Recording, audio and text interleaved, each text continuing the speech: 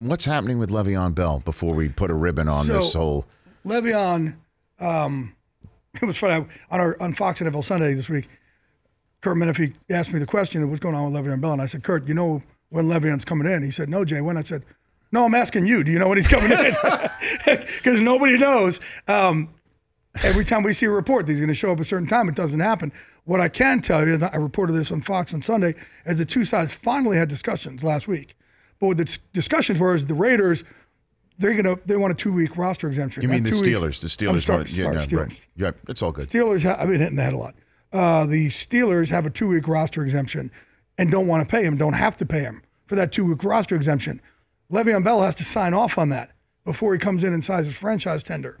They can't really get going until they agree to terms on this 2-week period. Now, that's not to say that they can turn around after 2 days and go, okay, we're putting you on the active roster, we'll pay you.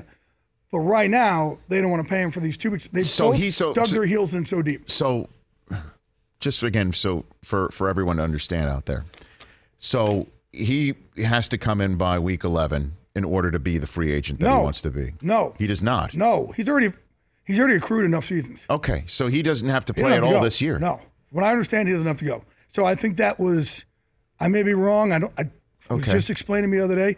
He already has enough seasons to be a free agent. To walk. All right, so let's just say, so in other words, he wants to come in and play, but the Steelers, let's just say Le'Veon Bell says, I want to come in and play. They will basically say, you have pissed us off so much, we're going to just sit you for 2 weeks. If they choose to. Right.